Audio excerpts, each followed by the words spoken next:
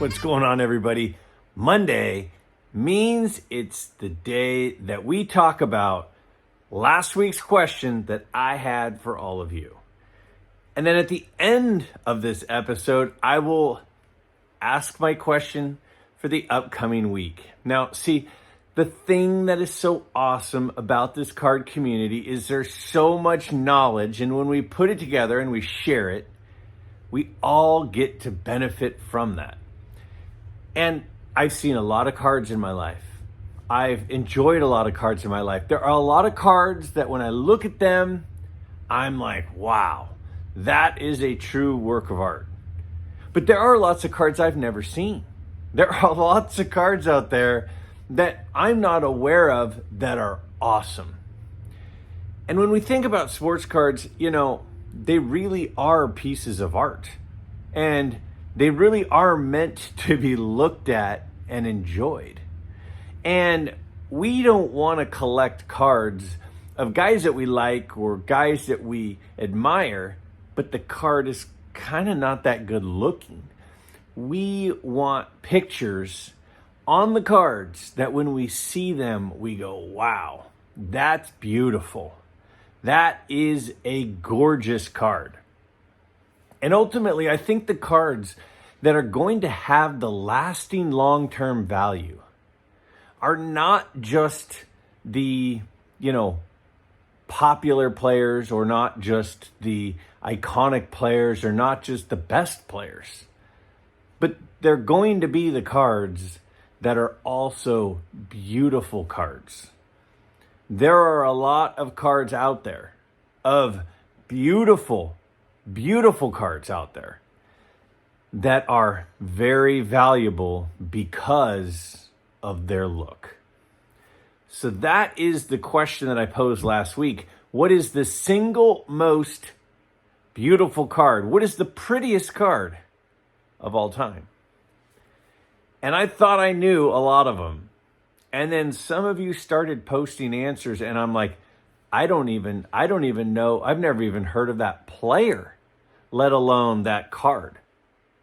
And then I saw the card and I'm like, that was a great answer. So I had a lot of good answers, and a lot of people responded, and there were a couple of people who picked the same card. But the breadth of answers and the beauty of those cards when I went and started looking at them really blew me away. So I was like, maybe I'll pick a top 5, my 5 favorite suggestions of the best looking cards of all time. And I could not narrow it down to that. So then I said, maybe I'll pick my top 10. I'll rank my top 10. And I'm like, how do you pick only 10 of these cards? So what I did is I said, let's run through all of them. There wasn't a single choice on there that I don't think we would all agree were beautiful cards. So we're going to run through the 30 responses, the 30 suggestions that you put out there. Now, if I missed one, I apologize. Sometimes people will respond directly to my video in the comments below. And sometimes people will respond to other people's comments and I might miss it. Or it'll be the response to a comment and I might miss it. But I tried really hard to catch all of them. So these are the 30 picks that you all recommended. And I think they're great ones. And I think that there are cards that I will have my eye out for that I never would have had my eye out for before running this question. So I'm going to give the response, the nomination, if you will, of the cards. Then I'm going to show the card with a screenshot of a recent sale of what that card is going for. Because you're going to see some of these cards and go, I want to buy that card. That's a really cool card. But it would be nice to know how much the card costs. It would be nice to know, is it an affordable card for your particular budget? So I'll show the picture of the card, and then I'll show a screenshot of what the card has sold for recently. Now, one thing I'll say is some of you I know listen to my videos and you'll podcast them or you'll listen to them as you're driving. That's not what I would recommend for this particular video. For this video, I really think you need to see it. It would be like having somebody explain a beautiful scenery versus actually seeing it. So my recommendation is everybody has their eyes on the screen to enjoy these beautiful cards. So the 30 recommendations of the best looking cards of all time from all of you. After we run through them, I've got my question for this coming week. And it's a really important question. And I really hope that you all share your thoughts because I think it affects all of us as card collectors. Let's look at your 30 nominees.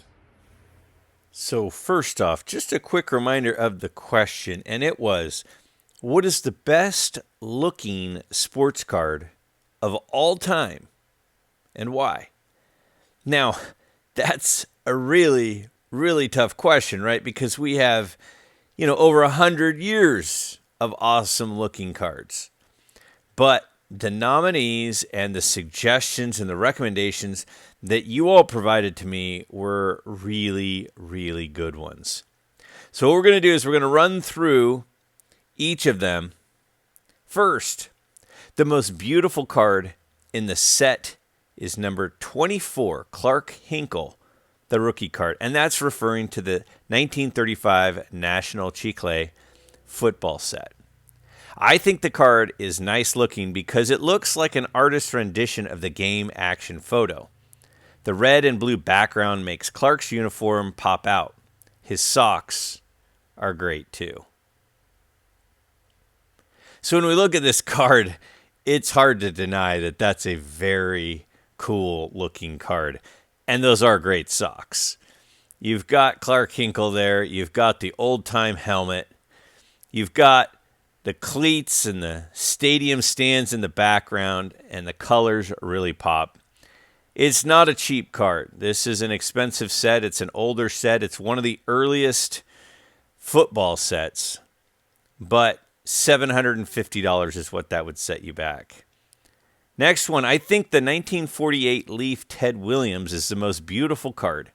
It depicts the swing of arguably the greatest hitter of all time, with a vibrant red background bordered by blue and white. The colors of the flag truly honor this veteran of World War II and Korea.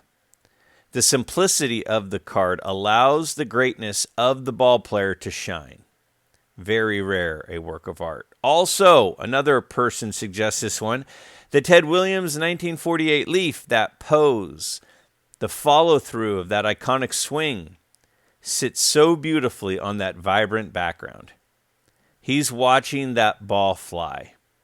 A player whose fundamentals changed the game and changed my game. And here we look at it.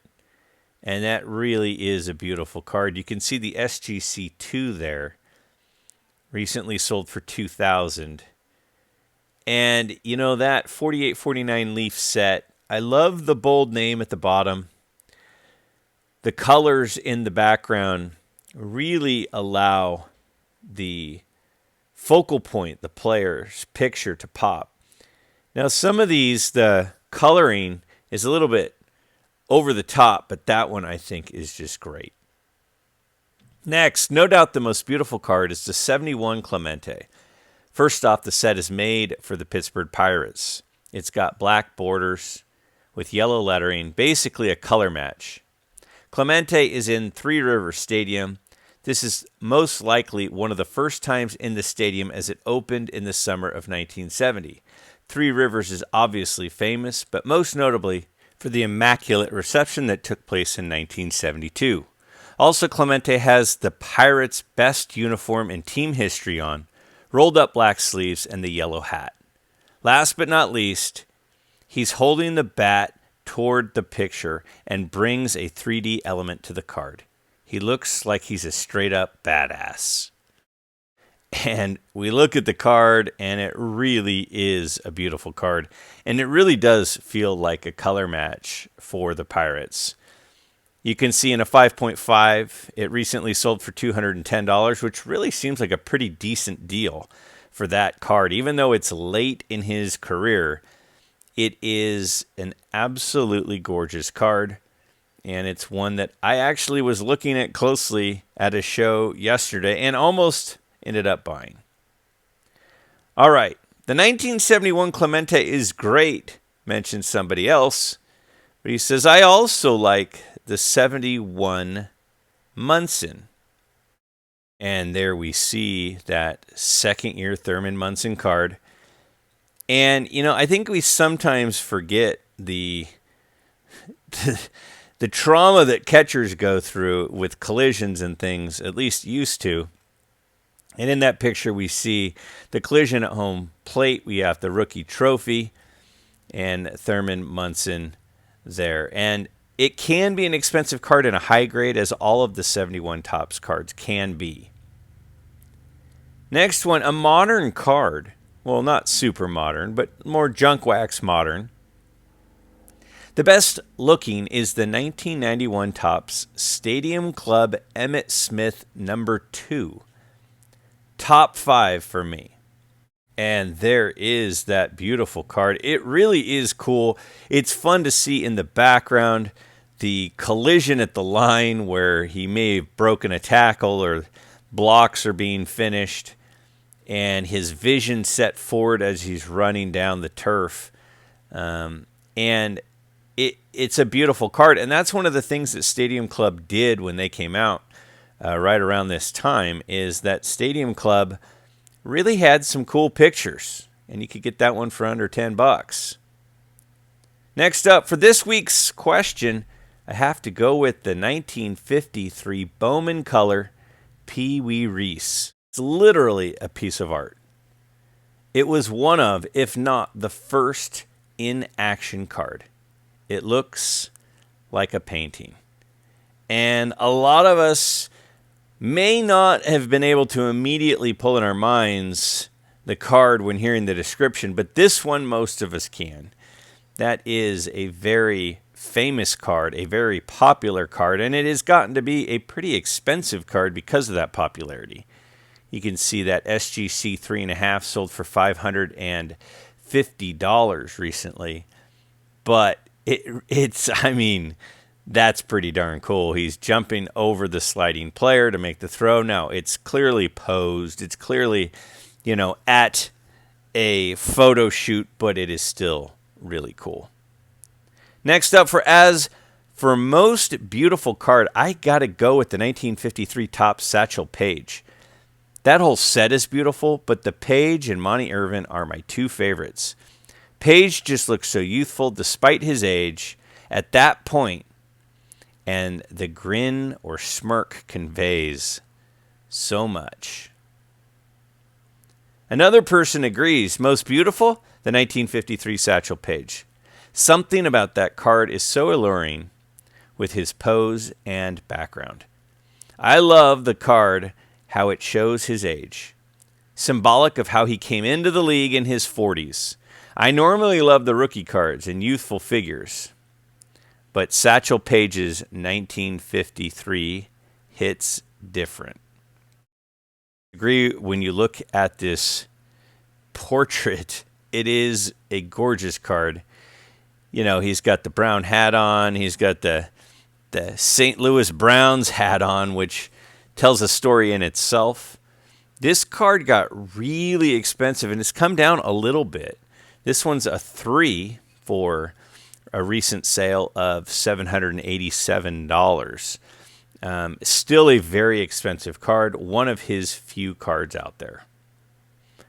Next, 1933 Sports Kings number 4, Red Grange is a spectacular card that serves as a time capsule for leather helmets and a bygone era of football's great past.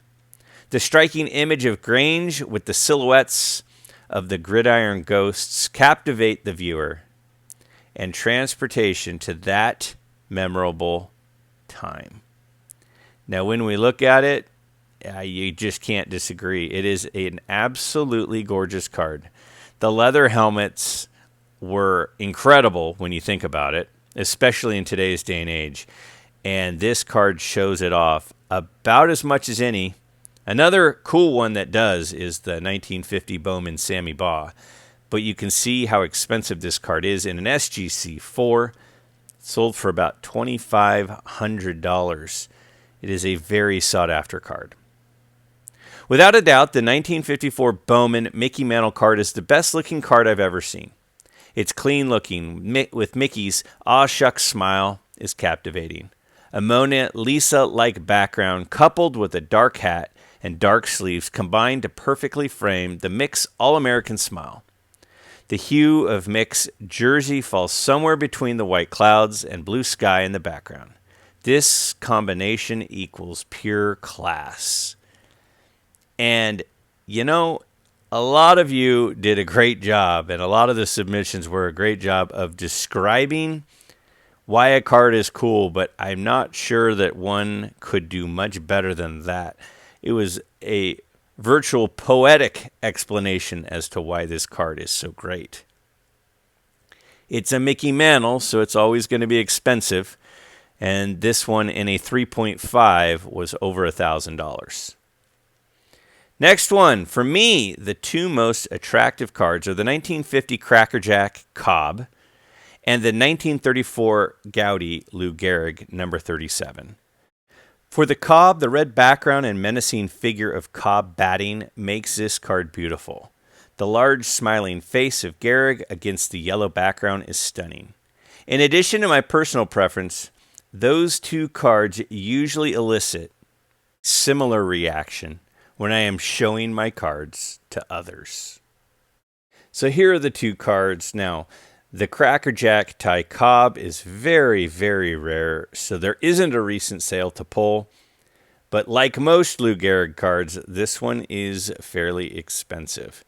$7,000 for, and it's not even like it's a high-grade card, but it is a beautiful one.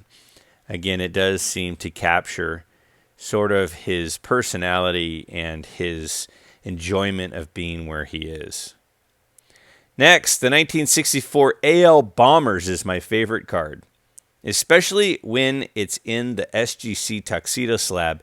It just matches well with the black label. It's also a fairly affordable card of some amazing players. And here is that card, and you can see some of the all-time greats. Looks like they're at Tiger Stadium in the background. And you've got, you know, Mantle on the right and Maris on the left and the two Tigers in the center. Al Kaline, obviously, quite the hitter. And having a collection of these four guys in one photo really is a special card, and I could see why it would be loved.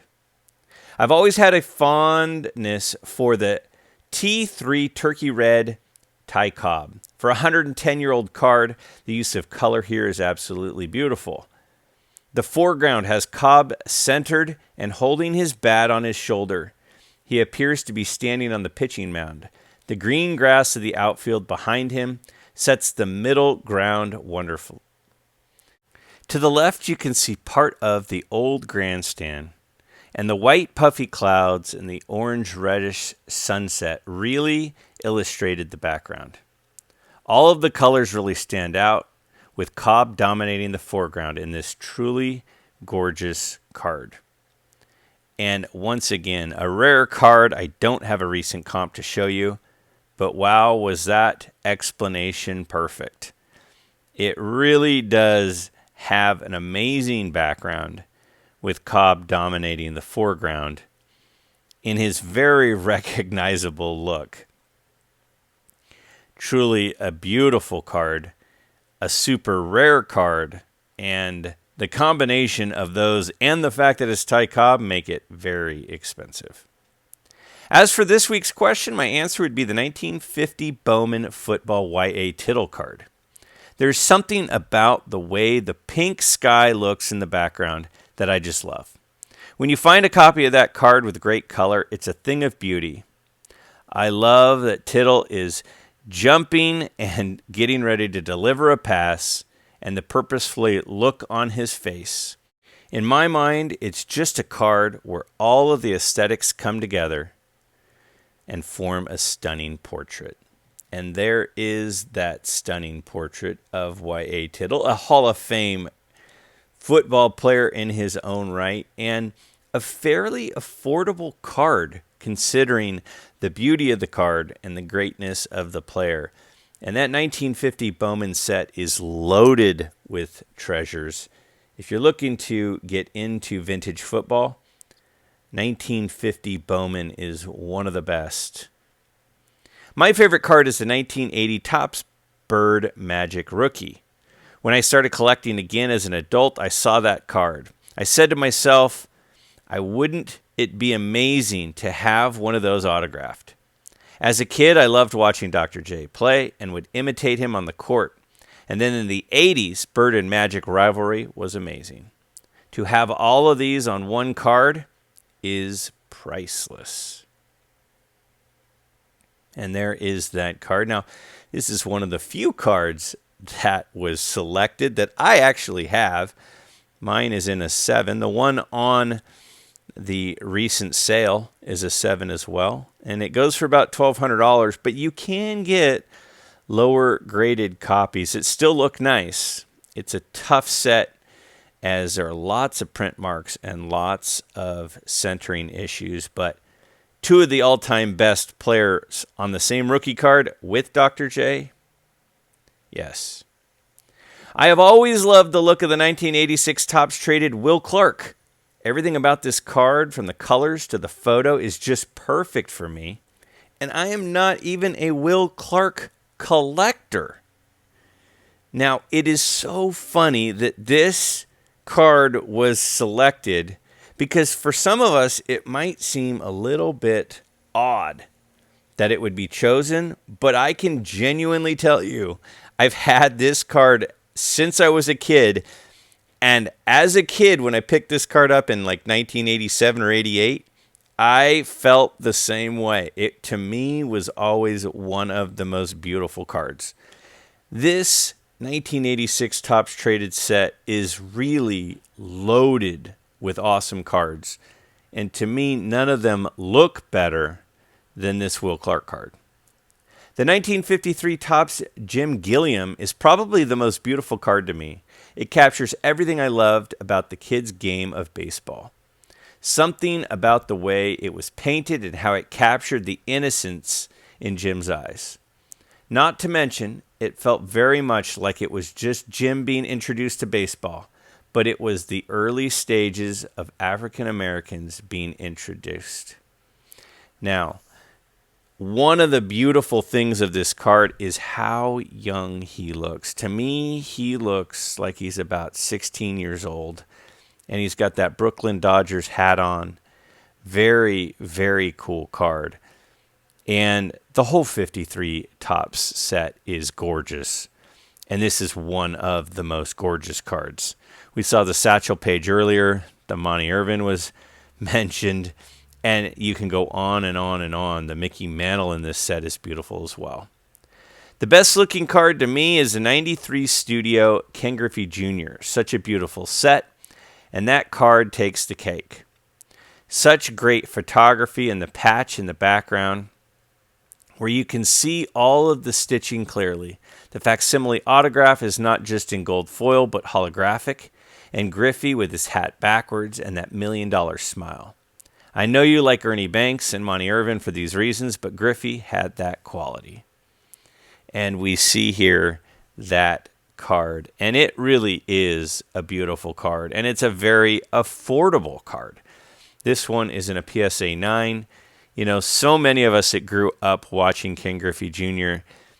think of him with his hat on backwards. And rarely do you see a card of a player with his hat on backwards. But this one has that smile, it has his autograph, it has that backwards hat, and the Mariners patch in the background.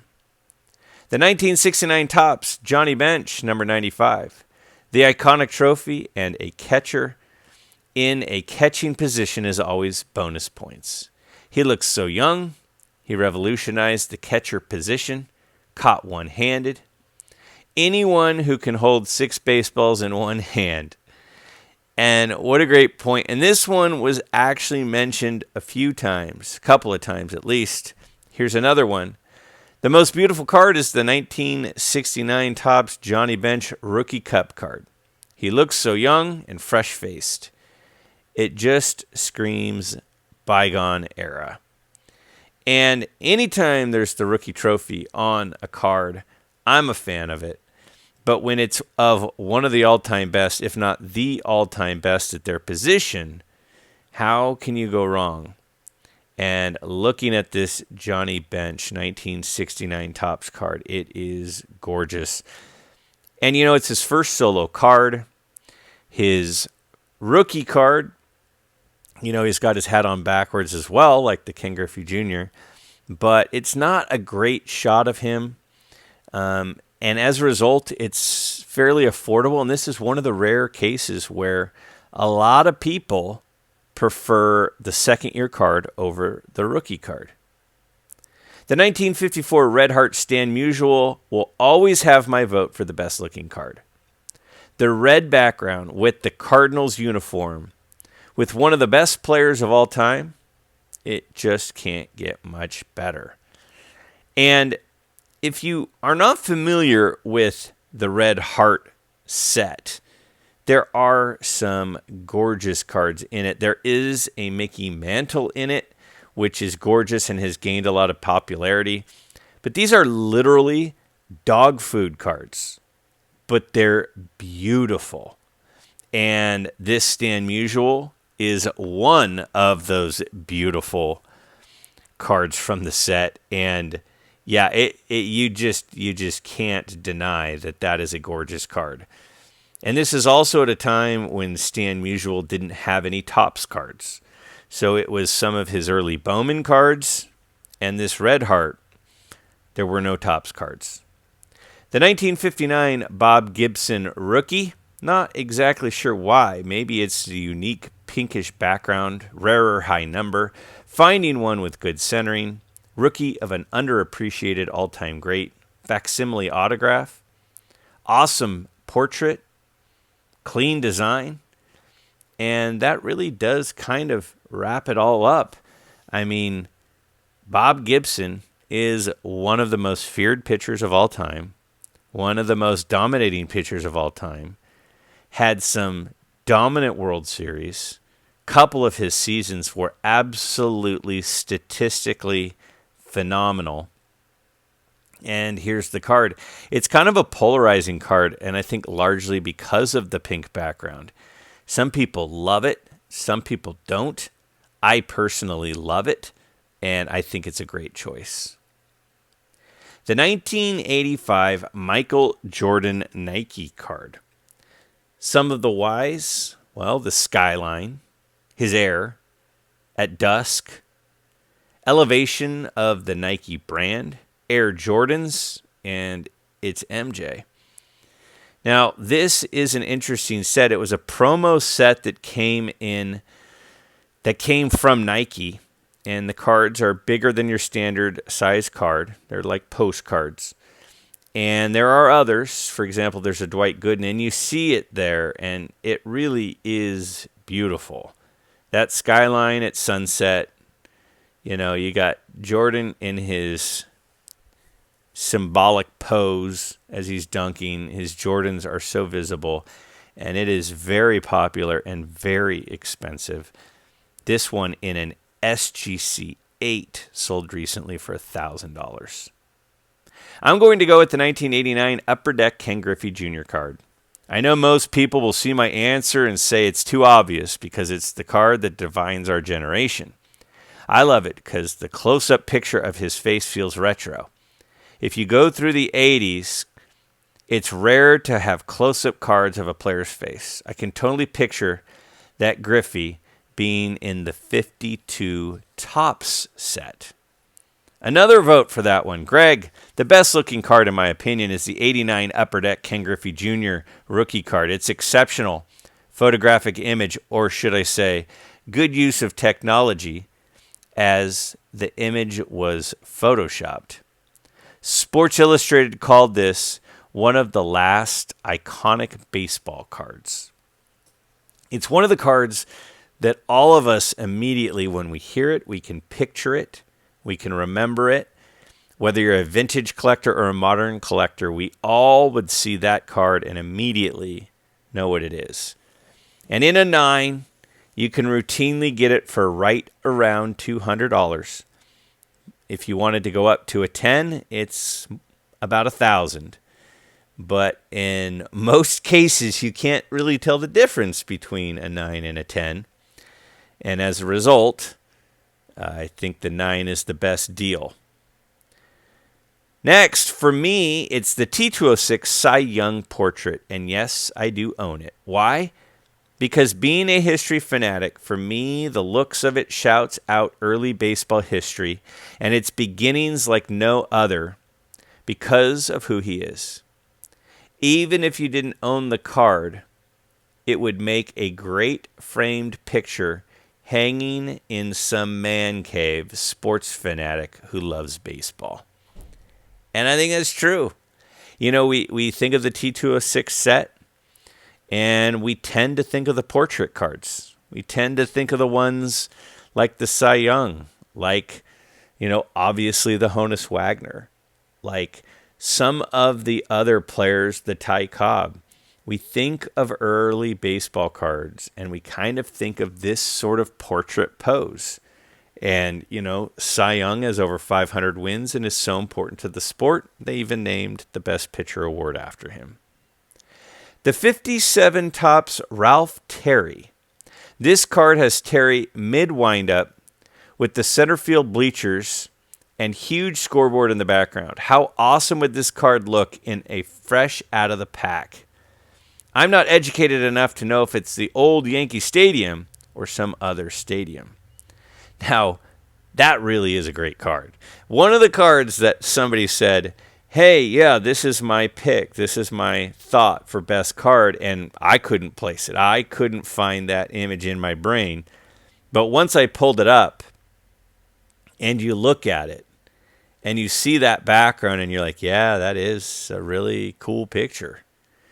You know, the 57 Topps set has so many things about it that make it important. It standardized the size of cards. It was pictures instead of portraits. And that is a really cool looking card. Next, well, my favorite set is the 56 Topps. The card I want most is the 56 Mickey Mantle. But the card that pops the most is the 56 Jackie Robinson. Now, how can anyone go wrong by saying any Jackie Robinson card? I don't think he has a bad-looking card out there. And the 56 Jackie Robinson is absolutely gorgeous. We look and see him sliding in the action shot of the background. We see the B on his hat, which reminds us of his start being in Brooklyn. It's got his iconic look, which the same portrait picture is from the 55 set, which is also a beautiful card. It can get pricey because anything with Jackie Robinson is pricey, but you can find one for about $400 in a low grade. Next up, I can't narrow it down, but I can give you my top 3. All right. The 1933 to 36 Diamond Stars Bill Terry, the 1951 Bowman Larry Doby, and the 1978 Topps Reggie Jackson card. So we decided to take a look at all 3 of these ones. So you can see there on the left, the Diamond Stars Bill Terry. Now, if you are interested in pre-war cards, the Diamond Stars set is still pretty affordable and very cool with some big names. The 51 Larry Doby, I actually have a couple of that copy of that card myself because I love it so much. And then on the far right, we've got the iconic swing of Reggie Jackson in a Yankee uniform in that 78 Topps card. My choice for the most beautiful sports card of all time is the 93 Finest Michael Jordan Refractor. This card has many things going for it. It's Michael Jordan. It's the earliest chromium basketball card product, the earliest refractor basketball card product, and an amazing layout of color. Now, a lot of us vintage collectors won't immediately recognize this card, but you can see it definitely is eye-catching, and it's Michael Jordan. And like was just mentioned, it has a lot of advances in card collecting in it, especially for basketball. So it is a very, very popular card. This copy is in an 8 and recently sold for $980. So we're always thinking of the junk wax era cards not being worth much. Well, that one sure is worth a lot. The one card that continuously draws my eye is the 1958 Topps Hank Aaron yellow lettering version. The most beautiful, deep green I have ever seen. The headshot with a young and confident Aaron. There is so much about this card that I love. And I've mentioned it before. I love how youthful Hank Aaron looks. I love the M on the hat showing. I love the fact that the hat looks like it's been worn for a long, long time. It is a beautiful card and a terrific pick. And if I was making a pick, this would be pretty high on my list. And it's a relatively affordable card still. You can see that copy there was about $360. Now this one is funny. It mentions the American Beauty set from the R59 gum. Kind of as a joke, I think they're pinup girl cards. They are good-looking cards, but the 72 to 73 Topps hockey Keith Magnuson is a selection I was not expecting. I had no idea what this card was. And then I saw the picture. And wow, what a photograph. I mean, it's like a fisheye lens or something from, looks like about ice level up as Magnuson is leaning over the wall and showing off the roof. A very affordable card, but I gotta say, that is a gorgeous photo. All right, next one. We're getting toward the end here. In fact, we're pretty much at the end here. Take a look at the 1961 Topps Jim Golden. That's such a cool card, and I love it. Now, again, the thing that I loved about doing this is some of these cards we immediately know and recognize, and some of these we don't. And this is one that was not one that I immediately recognized, but that is a very cool card. You can see he's holding the ball, showing off his slider grip. Weren't those some awesome looking cards? And they're not all expensive. Several of those are under $10 that we could pick up. And then some of them are thousands of dollars. I mean, what a range of prices of what we could be spending to pick up some of these gorgeous cards. So I have a couple of questions. My first question I have for you is, what do you think about those cards? What is the card that after watching that, you're like, I think I might need that card? What card moved onto your want list? And it was more than one. What one card entered your want list more than any other card after seeing all of those suggestions of some of the best looking cards of all time? Because that's the thing about the hobby, is we're constantly searching for new things that we want. And then once we find new things that we want, what we do is we search for that item in the grade and at the price point that we want. So what was added to your list? What was added to your want list after seeing some of those awesome cards? And also for next week, let's take a look at next week's question because I think it's a really important one for all of us as collectors. I really want to hear what everybody has to say on this one. Let's take a look at the question.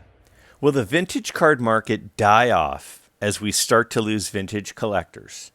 Or will new vintage collectors continue to enter the market for years to come? I think that this is an important question. It's one of the most common questions that I get, and I really want to know what all of you think about it. So that's the question for the week. What is in store for the vintage card market?